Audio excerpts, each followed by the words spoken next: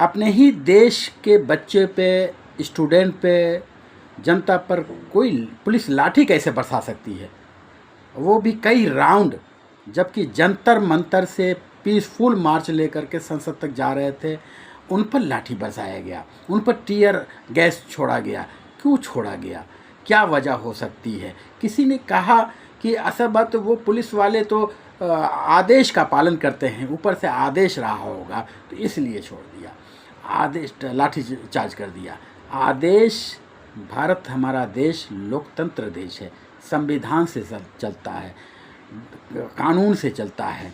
अगर प्रशासन है, शासन है, अगर कोई गलत आदेश दे रहा है, असंवैधानिक आदेश दे रहा है, तो क्या उसको विवेक शून्य होकर के अविवेकपूर्ण ढंग से उसका पालन करते हुए अपने ही देश के बच्चे पर लाठी मार सकता है, हाथ तोड़ सकता है, पैर पर लाठी बरसा सर फोड़ सकता है? ऐसा हो सकता है क्या? कैसे हो सकता है? ताज्जुब की बात है।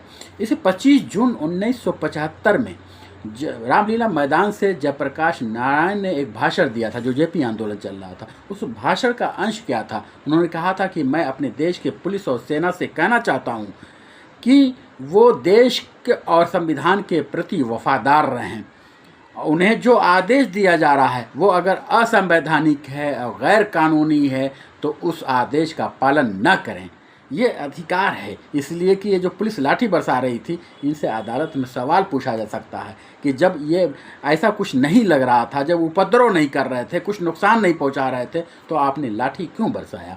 और इतनी बेदर्दी से, इतनी बेरहमी से 12 साल की बच्ची, उसको मार दिया। यहाँ तक कि वुमेन और मेल पुलिस ने मारा, और बहुत से तो सादेवादी में थे, कौन लोग थे इसका कुछ पता ही नहीं चल रहा है। तो ये कितना ख़तरनाक है। और लोग एडमिट हुए, और इतना मतलब कहाँ से कहाँ दूर दूर से बच्चे आए हुए थे। इसी उसमें बहुत से सांसद भी पहुँचे, बहुत से ऐसे जो संवेदनशील लोग हैं वो लोग पहुँचे, करेक्ट, वो बॉलीवुड के एक्टर पहुँचे। एक एक्टर देख रहे हैं, नसरुद्दीन शाह, जो बहुत ही अनुभवी एक्टर हैं और ज़बरदस्त महान एक्टर कहा जाता है नसरुद्दीन शाह को। वो अपने बच्चों के साथ पहुँचे हुए थे, और वो देख खंभे पर लगा कर, टेक लगा करके बड़ी बेचारगी से हमने देखा कि वो देख रहे हैं। जितने इंटेलेक्चुअल हैं, बुद्धि है, पूरा देश हाथ प्रभ है, वो सोच रहा है कि हैरान है कि कैसे अपने में देश जनता ने चुनी हुई सरकार है, जनता ने चुन करके भेजा है, वो सरकार अपने बच्चों पर कैसे लाठी करवा सकती, लाठी का आदेश कैसे दे सकती, लाठी चार्ज का,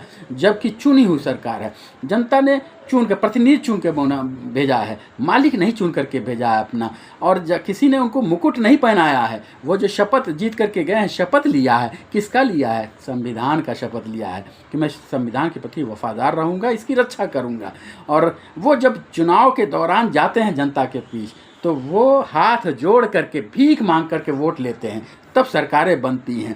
वो कैसे मालिक बन सकते हैं? और कैसे उनको समझ में आता, कैसे हिटलर बन सकते हैं? वो कैसे अपने मन की सिर्फ बात कर सकते हैं, जनता की बात को, मन की बात नहीं सुन सकते?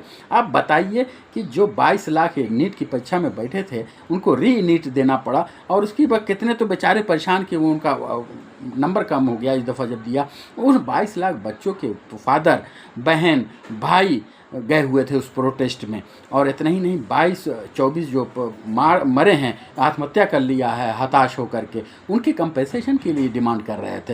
ये ताज्जुब की बात है कि छोटी सी, और सरकार बैठी, जंतर मंतर पर ये नौजवान बैठे हुए हैं, सरकार का एक नुमाइंदा तक बात तक करने नहीं गया, पूछने तक नहीं गया। ये क्या सोच करके नहीं जा रहे हैं, क्या सोच करके बात नहीं कर रहे हैं, और क्यों नहीं कर रहे हैं? इसकी वजह क्या हो सकती है? वजह क्या उनके दिमाग में ये है कि हम तो जीत जाएंगे, सब पैमाना सिर्फ यही हो गया है। राम मनोहर लोहिया ने सही कहा था कि जब सुनी होती है सड़कें तो संसद आवारा हो जाती है। जब 5 साल तक इंतज़ार नहीं करना है, जनता को प्रहरी की तरह लोकतंत्र की रक्षा करना चाहिए और जागते रहना चाहिए। इस वक्त वही नज़ारा देखने को मिला, और ज़रूरी है देश के लिए, देश के विकास के लिए ज़रूरी है। लोकतंत्र में पब्लिक वेलफेयर के लिए गवर्नमेंट बनती है, कैसे कोई तानाशाह हो सकता है? कैसे हो सकता है? सवाल ही नहीं है। जय हिंद, जय भारत।